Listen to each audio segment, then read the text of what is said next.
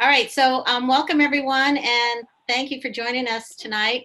I'm Nancy Curran, and really excited to be sharing a wealth of information and having Laura Kelly, Z Crocker, and Drew McManus on as well. Hopefully Z will get back on, and we haven't heard from Drew yet, but I know he said he'd be here. So I'm gonna just say, you know, with a lot to cover, we're going to jump right in, and Laura is going to share with us a little bit about what we can do. She is from Protect Our Cape Cod Aquifer, known as POCA, and she's got her visuals in hand. So, and I've got up on the screen some things that she'll be talking about as well. So take it away, Laura.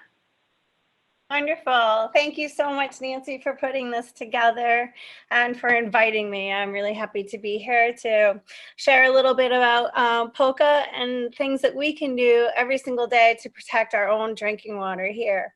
So POCA, really quickly, just stands for Protect Our Cape Cod Aquifer. It's 10 years old now, and it just was concerned citizens getting together, having discussions, now turning into changing local laws and even state regulations. So we're really out there, grassroots trying. And so tonight I wanted to share a little bit about what we can do every single day. The little things add up. And we do make a difference in nature by every purchase we make.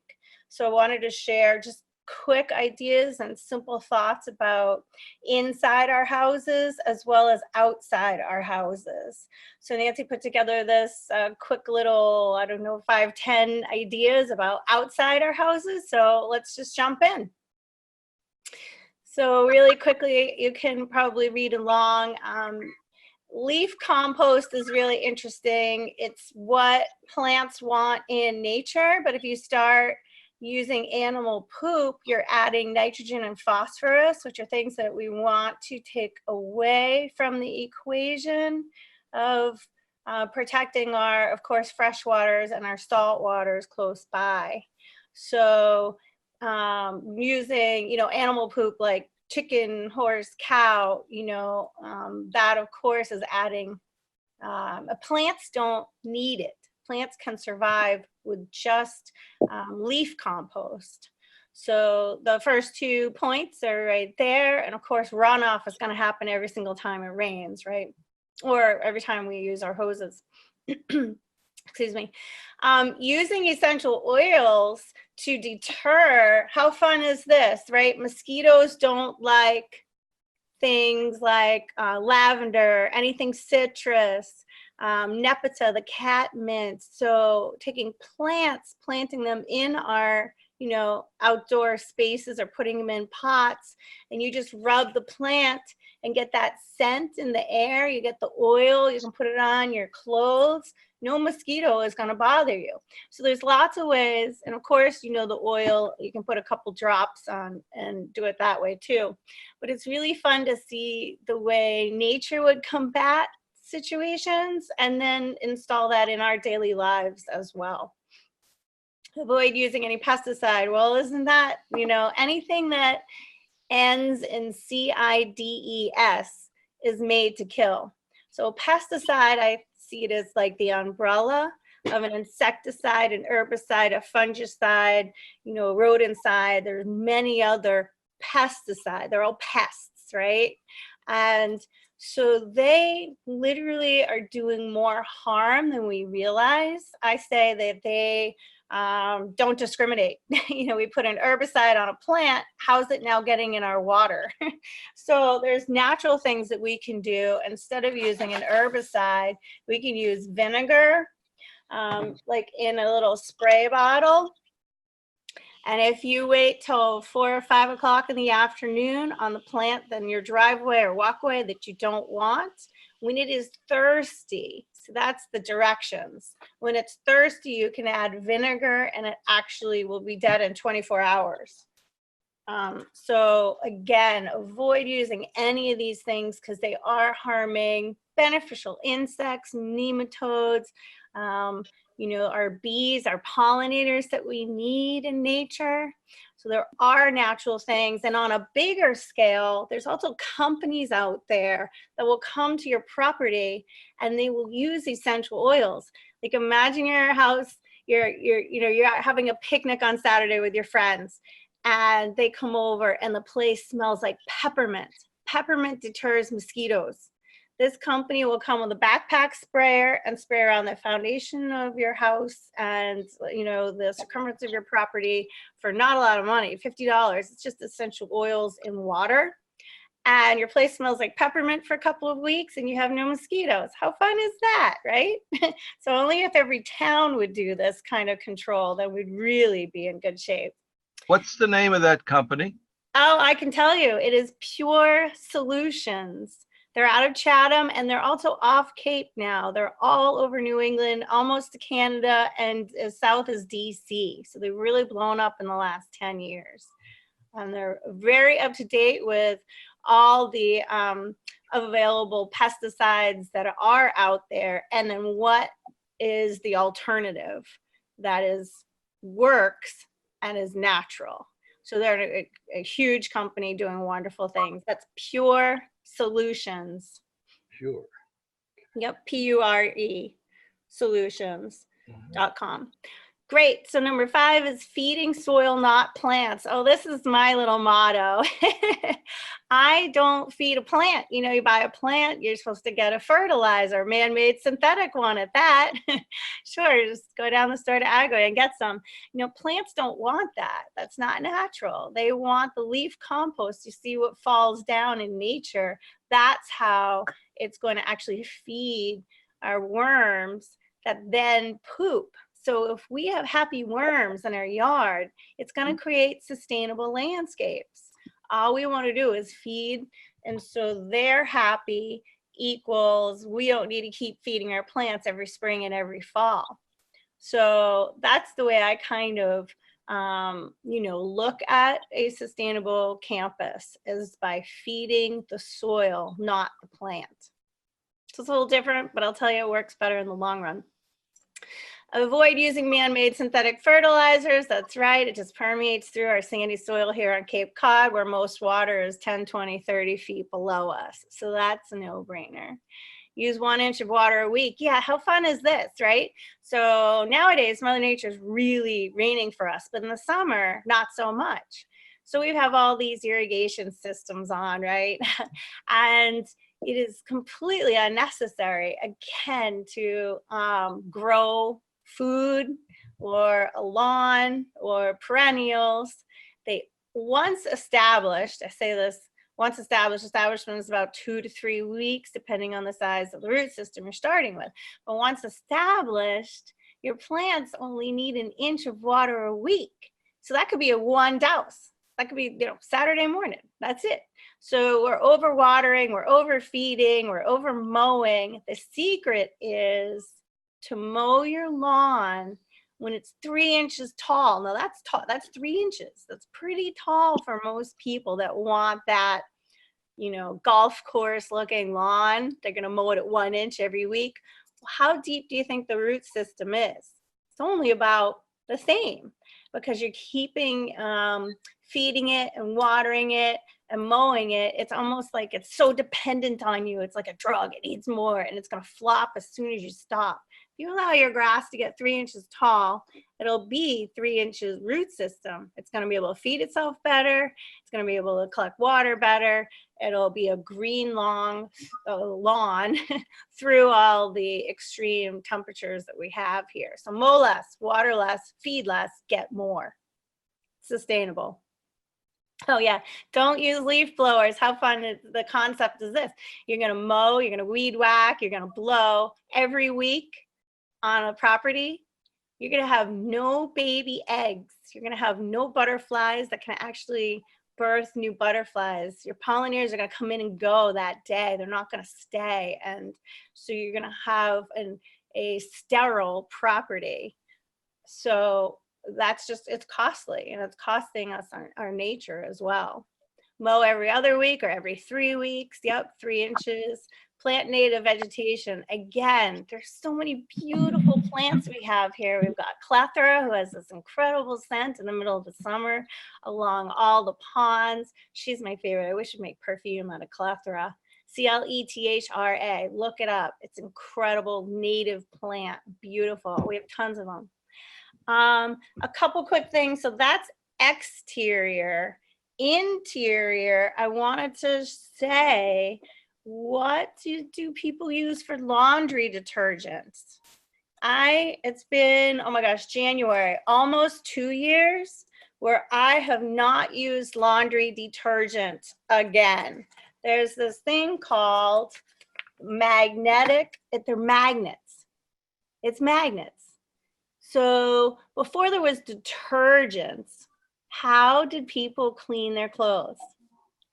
They would beat them with rocks, right? And so it's going back to this concept that we have the centrifugal force of our washers already. You put your clothes on the laundry, jeans, t-shirts, sweatshirts, throw these magnets in. These magnets, they can be apart, they can be together, it doesn't matter. It's gonna be bang, you know, it's not loud because it's actually got a plastic coating. And it beats the dirt out of your the material, right? So the material, it makes it wide so the soot comes out because you're beating it out. And then it's the dryer stage where you can get your scent with a dryer ball and your favorite essential oil, peppermint or citrus for the guys or lavender for the girls, you know? So you don't need laundry detergent ever again. Fascinating, right? Do your own research. This is called Magnetic Laundry System. It was $60 and guaranteed to last 60 years. How much money are you gonna save? And can you imagine if the whole community did this? And the impact we would have on our drinkable water source if nobody used laundry detergent again. So there's things out there that we can do research on, that we can, you know, it's available already. This is what I think is fascinating. We don't have to reinvent the wheel. There are companies helping our land. There are, you know, products for inside our houses that we can absolutely make a difference. So I don't know how much time I have left, but I want 1 minute. Okay, good, thank you. I wanted to just say the greatest thing that we all can do every single day is vote with our dollar. Every single time you purchase something, if you go to like a Stop and Shop, a chain store, guess what? Your money's going to Monsanto. If you go to a local garden center, if you go to local farmers markets, you're feeding children, local kids, you're helping them. Vote with your dollar, purchase locally, go out of your way, get a bag, a canvas bag, and do it. Like it makes you feel good, and it really keeps the money here locally, and we've got to do that because that will protect our aquifer because it won't be full of chemicals. It'll be locally grown, sourced food and art and all sorts of other crafts. So thank you for allowing me to be a part of this. And does anybody have any questions? Well, before we do questions, I'm going to save questions for the end, if you guys don't mind. But thank you, Laura. And if you can hang on to the end, we'll have all the questions then. Wonderful. Sure will. So I'm going to switch the topics now to septic care. Part of what we did as first year of being a group was to learn as much as we could, including you know, what's happening with septic systems, and when you get it pumped out, where does it go? And we had field trips to the Barnstable water treatment facility, which was very mind-blowing for me.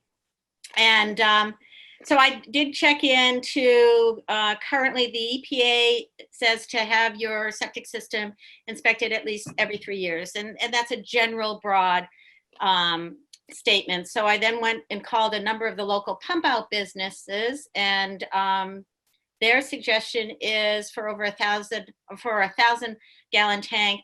If you're year-round usage, then it's every 1 to 2 years. And if you're a seasonal use person, 2 to 3 years, which was mind-blowing for me because 30 years ago, when I first had my septic system looked at, they told me I don't use it enough and I don't ever need to have it pumped out.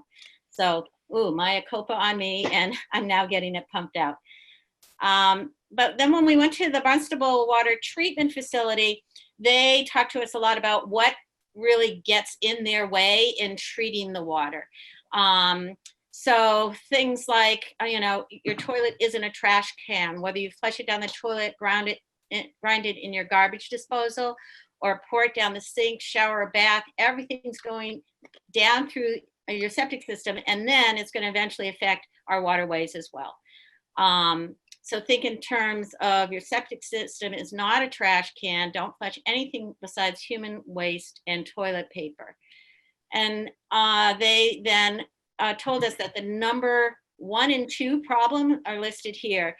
A lot of restaurants apparently and homes throw a lot of grease into their sinks. That goes into their septic.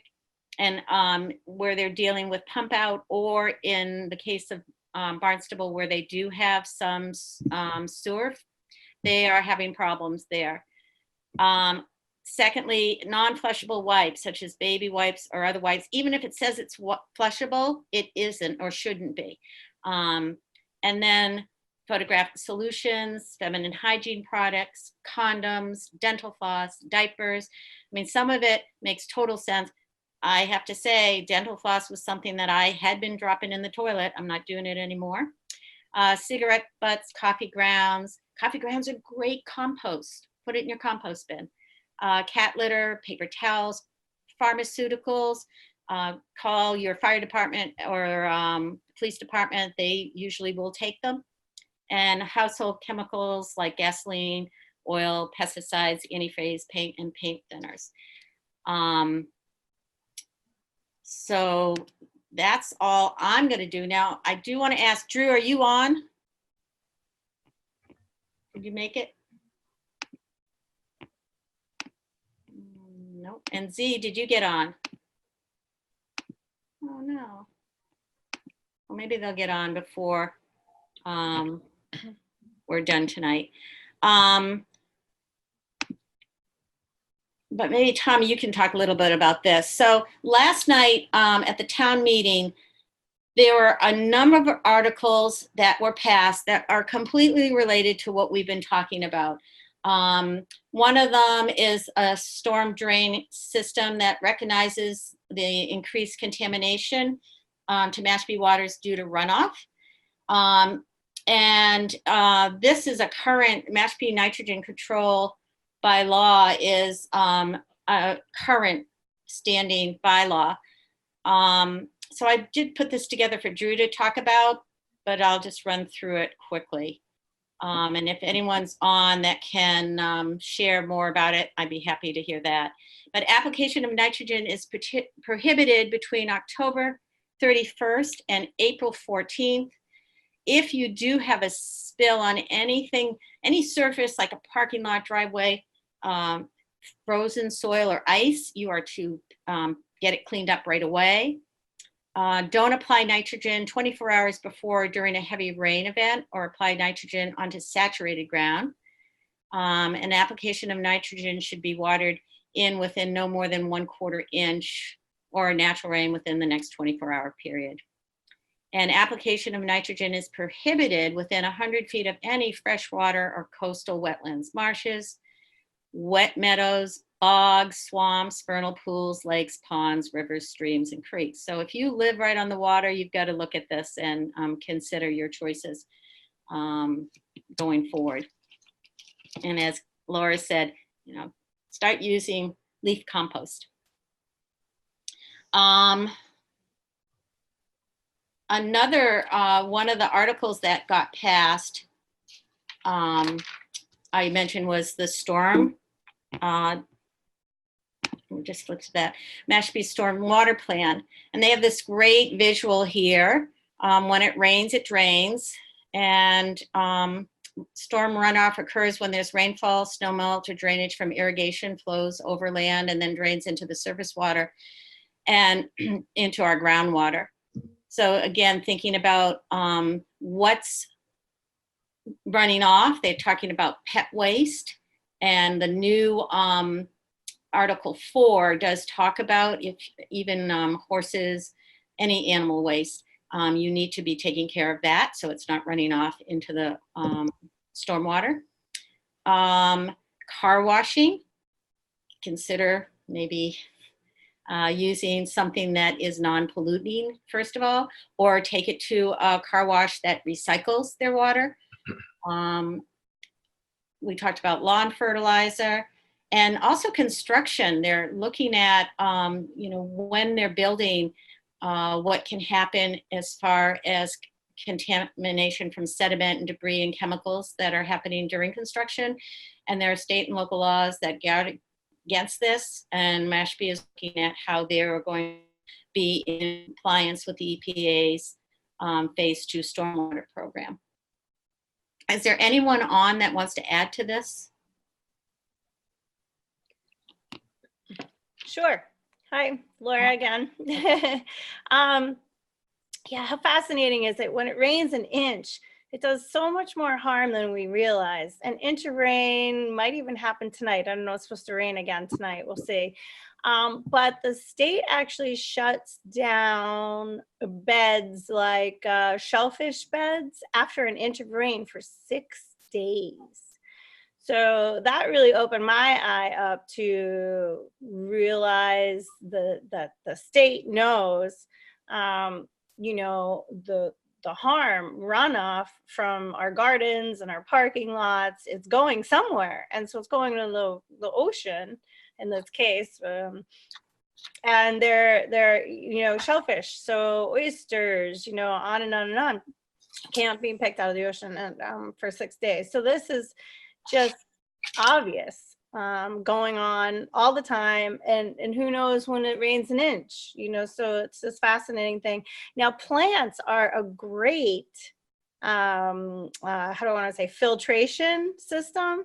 So they're called swales. Has anybody heard of a swale? If you have a parking lot, on the edges of the parking lots, if you could put a garden bed full of plants that are native, that want to be there, they love the straight hot sun on pavement. You can even put them in not even soil. Well, of course they need some soil, but to top it off, not with bark mulch, but with stone mulch or shell mulch, something that's sustainable and will last, right? So swales are what it's called. The plants are able to absorb what's the runoff from parking lots, and they filter. And so it's just a huge opportunity if we could figure out how to instill this in, our near future. Great, thank you. Yeah, we talked about building a rain garden next spring, just which is also what you're talking about, and just to show the community how they can build it and what kind of plants and all of that. So thanks, Laura.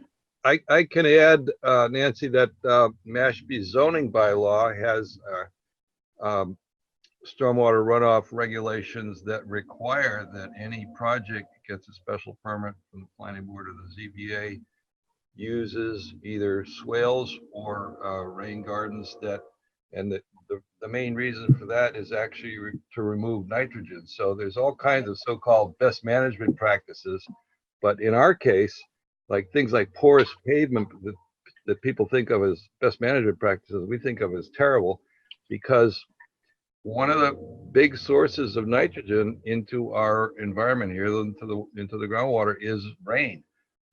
Acid rain, nitrogen oxide, and your rainfall is actually a big source of nitrogen to the estuary, to the watershed.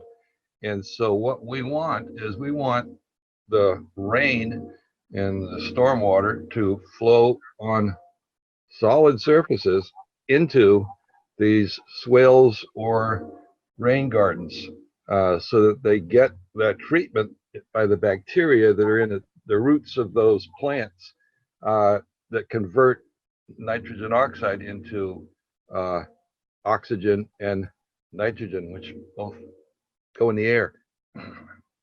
And there's plenty of nitrogen in the air, so it's not a problem there. It's a problem in the water. So that's been in place for a good 20 years, I'd say, in the Mashpee zoning bylaws, as far as how you're supposed to do stormwater. There's actually parts of it that relate to single family homes, Not as obviously enforceable as when you're doing a new project that's on a commercial scale. But if you look in the zoning law, there's actually sort of directions on how you're supposed to, what you're supposed to do with your water on in your yard. Mm-hmm. Great, thank you. When I was reading the minutes from the town meeting last night, I was really thrilled to hear the language that they use, recognizing that there is increased contamination due to runoff. And this was specifically look at the regulations due to illicit connections and discharges. But along those lines, there was also Article 5, which is the polystyrene ban. They voted unanimously. Actually, one person voted against it on the Finance Committee, looking at, again, the impact that polystyrene has on marine and terrestrial animals, the pollution and degradation of both land and water environment, and how much there is a cost to disposing of this, even with recycling. So they're phasing it out as of July 1st. Yeah, but Nancy, I think that didn't pass, actually. Yes, there was overwhelming opposition to that. People got up and made particular claims about certain people with health problems need plastic straws. They can't deal with the other kinds of straws. And then the styrofoam, the fellow that owns the Polar Cave ice cream place got up and made a big speech. He's not a resident. Well, he's a resident, but he's not a citizen. He's British. About he needs the styrofoam to pack his ice cream in so people can get it delivered to their house without it melting or being the wrong temperatures. I mean, he went on and on about that, and this basically made, in the case of both articles, the statement, I guess, of the voters was, hey, you better go back to the drawing boards and fix these articles to make them more practical. Oh, that's interesting, because it showed on the thing that it passed 4-0 by the selectmen and 5-1 by the. That was the recommendations from the selectmen and the finance committee. They were all for it, but the voters voted against both of those. Oh, okay. They didn't include the voters thing. Well, I did see that they were including that there could be freezer containers still. So maybe they'll just change the wording and move on that. But there were so many others that were, they did create, or they approved to create an engineering, permitting, dredging expense account. They're looking at rental properties and making people accountable for land usage through short-term and rental. And the short-term. That barely passed, by the way, by 3 votes. Yeah, well, I'm glad it passed. Especially the short-term rental, because the extra money that comes from that through the lodging excise tax is contributed to Cape Cod and Islands Water Protection Management Fund. So there's been some movement on all of that, and there were so much of it was focused. I appreciate Mashpee really looking at how to focus on our land and water and what we can do to improve it, because it is in a pretty precarious state. Z, are you on? Did you get on? I sent both Z and Andrew messages, but I haven't heard anything back. So if he comes back on, maybe at the end we can talk about some of the ideas that Barnstable Clean Water Coalition is looking at in the form of mitigation. And then lastly, and then we can go into any other questions or thoughts. I just wanted to talk about what we can do along planning for the future, and working with our town to look at other zoning bylaws that can help support the community in its growth, but also in its planning for that growth. And then help our community to continue encourage planning that will improve water quality specifically, but land use at the same time. And if it is just like in the case of polystyrene, band is, how can we consider the one ice cream place that, brought forth the concept they need something that can be a frozen container to deliver to people. Great, but certainly all of the rest of the takeout containers that are made out of polystyrene, there are other options for that. And let's move to use those. Volunteer, if you have money, if you have time, what can you do to support organizations in your community that are trying to improve the situation? For instance, Mary posted recently that Mashpee was now looking for people to help plant, I think it was clams. It might have been the oysters. Yeah, and we actually, for our community, got over, I think the count is up to like 17 or 18 different people who are volunteering this week. If you have time this week into next week, there are opportunities, and it's posted on the Mashpee Clean Waters website. Awesome. Or the Facebook group. And you might have other resources that you can help with, because, if you have students, you're a teacher, and they need to do volunteer work, get them involved in some of this in their own community. As Laura said, vote, vote for the people that are going to represent your beliefs and keeping this town water clean and improving on whatever it is that will help and support that. Vote with your dollars as well. And support the organizations that are locally needing your support in any way. And lastly, talk to people, talk to your neighbors, spread the word. We started as a group of 5 or 6, and it's just great to be seeing over 100 people. I think it's maybe over 200 now as part of the Mashpee Clean Waters group on Facebook. And let's keep doing that, spreading the word and seeing if we can come up with other innovative ideas on what we can do as a community in improving the water quality, which is also going to, of course, improve our land quality as well. And with that, I'm going to say if anyone else has questions for Laura or anyone else, Tom's on. He's a great resource as well.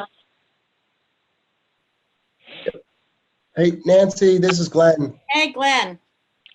On the zoning, I'd like to say a few things and then maybe ask some questions. Yeah, go. We talk a lot, and this is great. This discussion is very relevant because this is about cause. I think we are having a lot of discussions about effect, which is how do we treat all this water and build wastewater treatment plants, which is really important and great. But there hasn't been a lot of talk about how we actually produce less wastewater. Taking that a little bit, we know that it's going to take a long time to get wastewater treatment plants in place. We know that we're already exceeding the total maximum loads for nitrogen in Popponesset and Floyd Bay. We know that our population is set to increase as we move to build out in Mashpee. And we know that our nitrogen going in the ground is, there's stats that I'm looking at that's increasing, fairly dramatically. I'd like to ask or open, what are we doing with our planning and our bylaws in town to limit the amount of nitrogen that's going into the ground before we build these wastewater treatment plants? There's, a number of things that other towns have done. Bourne's done a few things. There's a bulletin 91-001 from the Cape Cod Commission, and there's some big loopholes in our planning bylaws. Things like a 6-foot door in Mashpee on a bedroom is not a bedroom, and that encourages 5, 6, 7 bedroom houses on maybe 3-bedroom septic tanks. We have some pretty massive expansions along our waterfront that are allowed through the zoning laws. And I just wonder, or I think that until we get these wastewater treatment plants in place, we should try to limit the amount of water that we put in the ground. I know commercially, we're doing great things. Difficult to put a commercial expansion in town if you don't have a wastewater treatment plant, and we're encouraging people when they expand subdivisions to connect to treatment plants. So I thought it was relevant to this discussion that things to encourage less nitrogen going into the ground through our bylaws in town. Great. Anyone want to add to that? Well, I'd want to say that we actually did the biggest thing we could do to reduce the amount of wastewater going in the ground back in the 1980s, when the town adopted 1 acre and 2 acre zoning, which has now become a bugaboo to people that, you know, think it's created unaffordable housing. It's just, we can't sustain the amount of housing we have now, and yet everybody's talking about increasing housing. Town meeting just voted to allow you to build a second house on your lot last night. I don't think it's gonna do anything good for the groundwater. But when we had originally been zoned, when I came to town, the town was zoned for a population of 58,000 people. We had 10,000 square foot lots, 15,000 square foot lots, and the selectman at the time that hired me recognized that had to change. And so February 11th, 1985, town meeting voted to go to the acre zoning minimum, which actually at that time had been recommended by the Cape Cod Planning and Economic Development Commission, the commission's predecessor, as a standard to protect drinking water quality. That's what they were thinking about at that time, not nitrogen, because we didn't even know about the nitrogen situation at that time, but it was to protect drinking water quality. They went to acre and 2 acre zoning, and that's still necessary. It's not like we can just keep building and building, either under the guise of, trying to promote affordable housing, even though it's not deed restricted affordable housing, just by building more housing. It doesn't work, and our environment can't handle it. So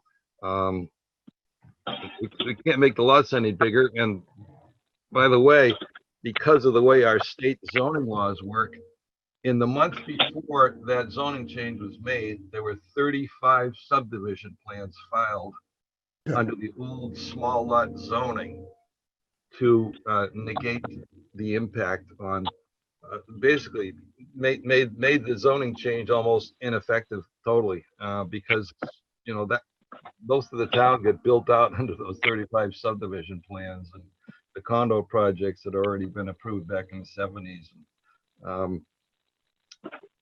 So I mean, we are very restricted on our ability to do anything with zoning, because we just anybody can avoid a zoning change by filing a preliminary subdivision plan, which can be full as a sketch on a napkin, as far as the content of it go.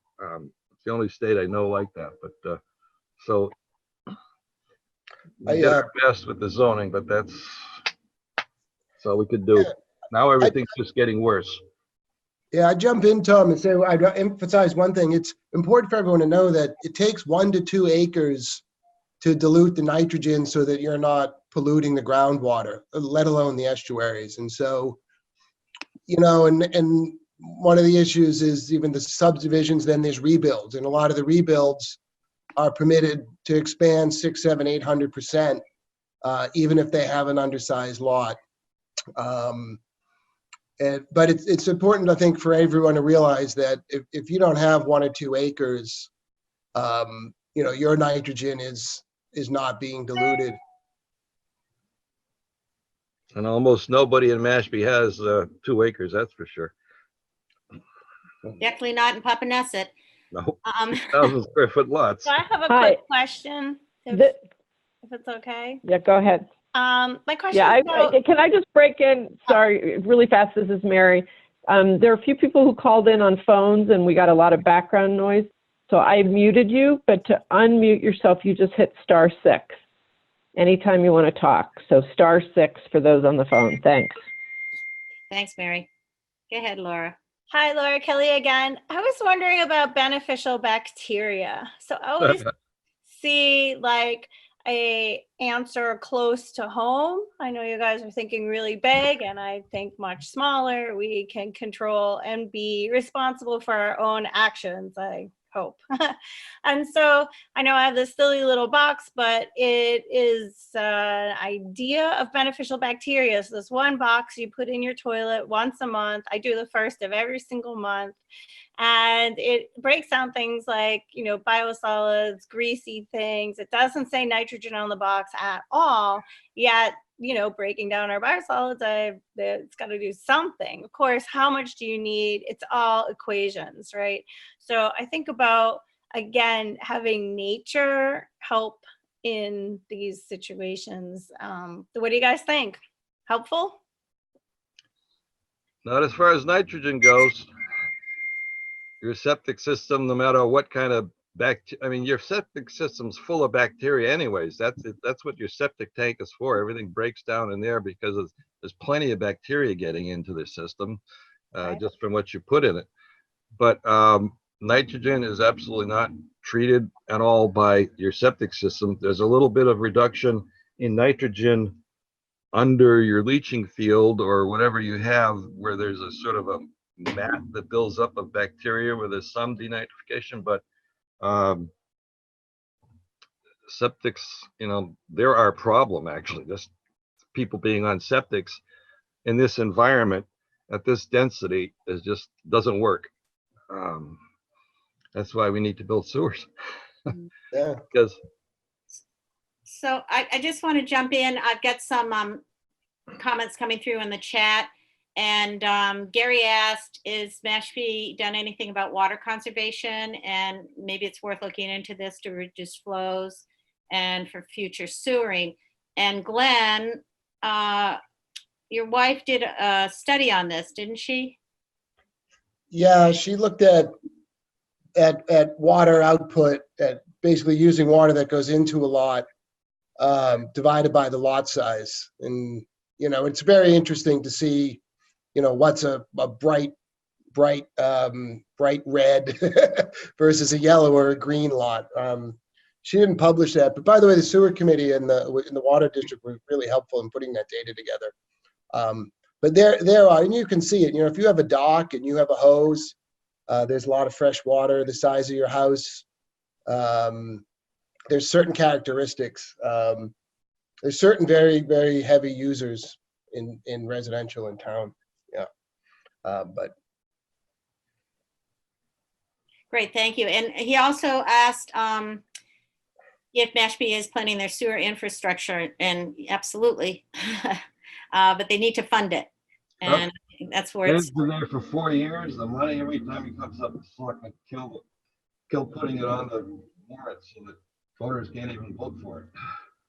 And that leads me to want to just mention that it's interesting. And when I was talking to Laura earlier today, sometimes what I'm hearing about things like the sewer funding is, you know, well, my area isn't going to be funded or isn't going to be sewered, so why should I have to pay for it? And it goes back to the concept of community, because I was thinking about even Mark from Polar Cave.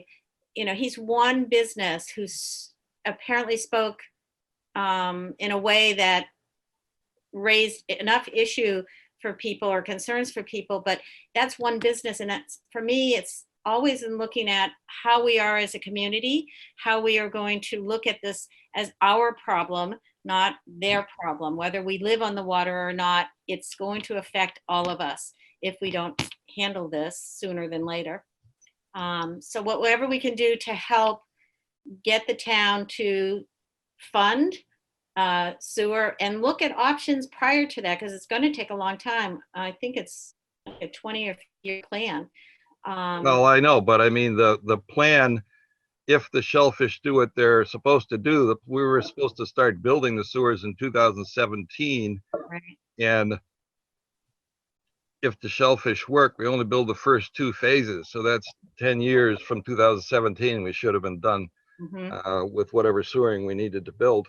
That's obviously not happening, which is very frustrating to me. But as far as that question about paying for your system, I mean, it's not like it's a privilege that somebody is getting to be put on the septic on the sewer lines. These sewers are only being built because everybody in the watersheds of Papaneset Bay, including Barnstable, Sandwich, and Wacoit Bay, Sandwich and Falmouth and Mashpee, everybody except for a small little triangle of people down at the bottom of New Seabury are contributing to the problem. They're all going to the bathroom, which is the main problem, through their septic systems. And that's why they have to pay, because they're the problem. We're all part of the problem. So we all have to pay. And the Sewer Commission's position is we want all the infrastructure to be paid for through bond issues, that go on the tax rate for everybody in town. We're not going to be sticking any giant bills on those poor people that get stuck on a sewer, who are going to end up having to pay for a connection, or are going to end up having to pay for the service. We're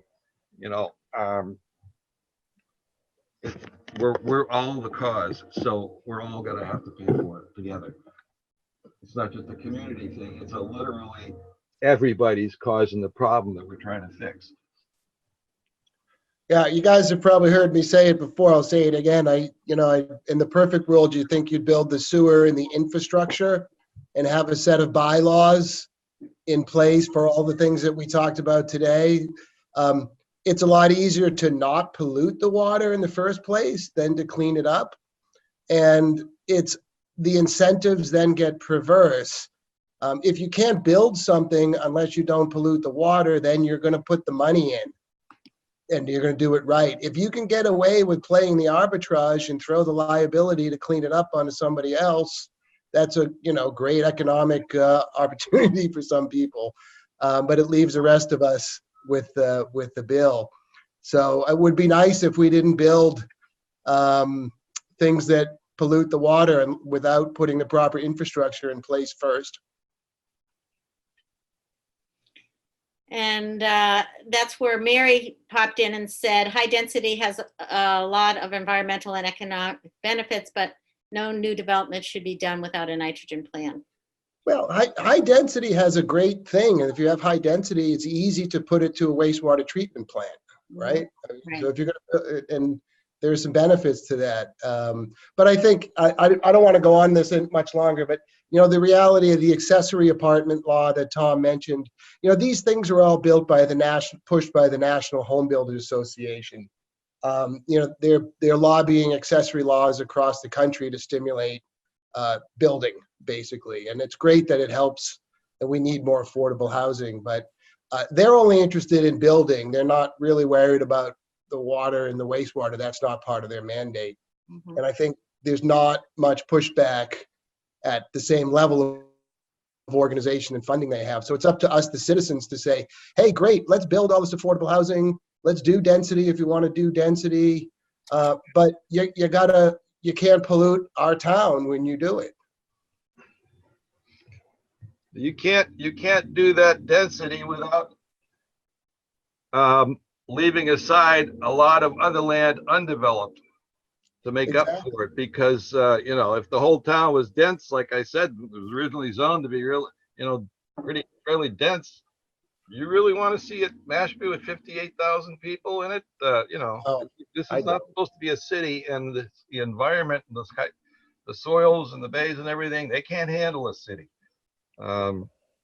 So, even with the level of development we have now, and 15,000 people year round and 33,000 in the summer, that's way over what the town should have been developed at in order to keep from having these problems that we've got in the bays.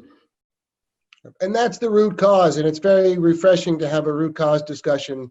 And Nancy, I think it's very relevant, take care of the land to take care of the water. And, and what the root cause of all of this pollution is population growth, and beyond the infrastructure of the town. The last thing I'd say on that is I don't want Mashpee to be a city for sure, but if someone's going to build it into What happened? What happened, Glenn? Glenn's in China. Maybe they shut him down. In the interim, Gary, are you on? Gary had, he wanted to make a comment, and I'm not sure if he's muted. You there? There you are. Thank you so much. First, thank you, guys. This is a great discussion, and ultimately, you should know that I live on the other side of Papaneset Bay over in Shoestring Bay, on the Catuit side, and I attended a meeting last night for the comprehensive plan for Barnstable. And Barnstable has a 3-phase sewering program, of which there are additional 3 stages that all depend upon whether or not the IMA or the intermunicipal agreement participants are successful in achieving their Western infrastructure plan to utilize Joint Base Cape Cod. And Tom and I have talked about that a lot.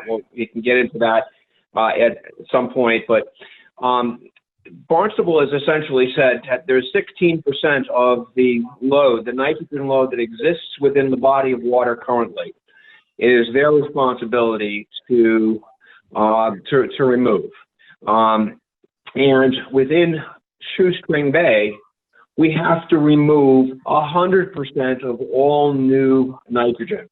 So that means anybody that's on Title V will need to be on sewer. And they haven't decided exactly how close to the body of water the sewering is going to be, but they've identified, I believe, 9,700 parcels throughout the town of Barnstable for new sewering connections. But they said if you should be darn well certain that you're going to end up with a sewer connection if you are right on the water, because you're directly impacting water quality at your home. So I'm on a half an acre. Whatever comes out of the septic system goes directly into Shoestring Bay. And it travels about 5 feet per year, I believe it is. I could be mistaken about that, Tom, but essentially they're saying is there is no solution to this pollution problem other than going to sewering. And sewering, according to the financial side of things, and there was a finance manager that spoke about this, it's about, this is a big number, so it's about $18,000 to $20,000 per household that would be levied over a 30-year period at a 2.5% interest rate, which works out to about $600 a year on the property tax assessment, plus the sewering charges. So think about that. There's a lot of people in Mashpee that if they got that number, what would the reaction be? Now, the other side of this is also something to do with the Cape Cod Commission's report that they put out in 2015 on the impacts of poor surface waters. So any 1% of increase in nitrogen beyond the total maximum daily load would equal a 0.61% reduction in the valuation of the property at sale. So you want to know what's in it for me? That's what's in it for me. When I go resell my property, it's going to be worth a heck of a lot less, and there's going to be an awful lot of reduction in property tax collections. Town officials, if you're there, please listen. Ultimately, it comes down to who's involved in deciding whether or not we want summer visitors to our beautiful Cape Cod, our beaches, our resorts. Do we like this tourism, or maybe not? Maybe there's just too many people and we don't need their tax dollars. So when somebody asks, what's in it for me? Everything's at stake here. Our beaches, our waterways, our drinking water. They also addressed additional contaminants that are in the drinking water and are being addressed, PFOA, PFOC. These are the chemicals that come from the firefighters at a couple of the airports in the area. And those are in our one aquifer for all of Barnstable County, everything south of the canal. So the more stuff we put in the ground, the more stuff we're going to have in our drinking water, in our bathing water. So we need to be on sewering, and it's great to think about, boy, we can reduce phosphates, we can reduce nitrogen, we can maybe even drill wells for the groundwater to use the natural nitrogen and redistribute it like golf courses do for irrigation. But when it comes down to it, Papaneset Bay and Shoestring Bay are in deep, deep trouble. They are in a state that is considered to be below D quality water. That means getting it on your skin, you better wash it off quick. And it doesn't matter where you are. If you're in front of Mr. Kraft's property, or if you're in front of my property, you still got the same water. And those two bays and that entire embayment is in deep trouble. And it's such a deep trouble that it's in potentially going to fail within the next 5 to 10 years, according to the SMAST program at UMass Dartmouth. So we need to do something now. And great ideas on cutting water use, cutting chemical use, cutting nitrogen and phosphate use in your lawn fertilizers, but teach our landscapers, license our landscapers to use these products and which products they can and cannot use. Those kinds of bylaws would pass, I believe, a well-informed town council. Gary, thank you. We're going to just see if any other questions before we close down. I know Mary's asking if you can restate the name of the 2015 Commission report regarding the water quality. Absolutely. I'll send it to her. Okay, great. Thank you. All right. Is there anything else?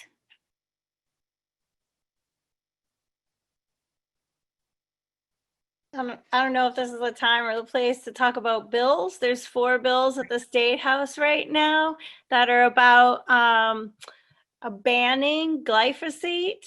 Glyphosate is the active ingredient in herbicides, many herbicides, thousands of them, such as the common one would be rodeo or Roundup. And these 4 bills are exceptional. I'm so impressed at our senators for co-writing these. One of them is to ban glyphosate throughout the state of Massachusetts. Wouldn't that be incredible to take that out of the equation? Another one is to ban all pesticides, not just glyphosate, off of school grounds. Again, that's all schools, not just elementary schools where there's a bylaw set in place statewide for that. Another bill is to ban glyphosate use on all state-owned land. That's a lot of land that the state owns, conservation beaches, et cetera, et cetera. And last bill is set up for towns to be able to, I want to use the word regulate, pesticide use within their own town. Right now, there is a law, a preemption law that preempts towns the ability to do this, right? We can ban plastic bags, plastic straws, balloons, cigarette smoking on beaches, but we cannot ban a sale or use of any pesticide products in the state of Massachusetts due to the preemption law. So the bills that are set up, one of the bills would allow the towns the authority to, like what you were just talking about, not use at certain times of the year, not use at certain times of certain amounts, et cetera, et cetera. So this information is on pocacapecod.org.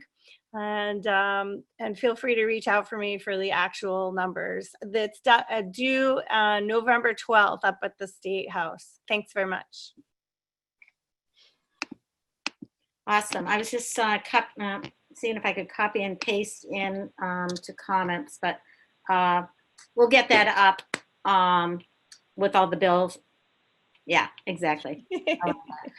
Great. Yeah, just to cut in, what we're going to be doing is adding a page. It's outside of Facebook because we can create pages for each topic. So in the next week or so, we'll start a page and we'll just keep adding to it with all the information. So if people have things, they send them to Nancy or me, we'll get them onto the page. Well, there's been a lot discussed and some great ideas of what we can do now and what we need to do as we go down the pike.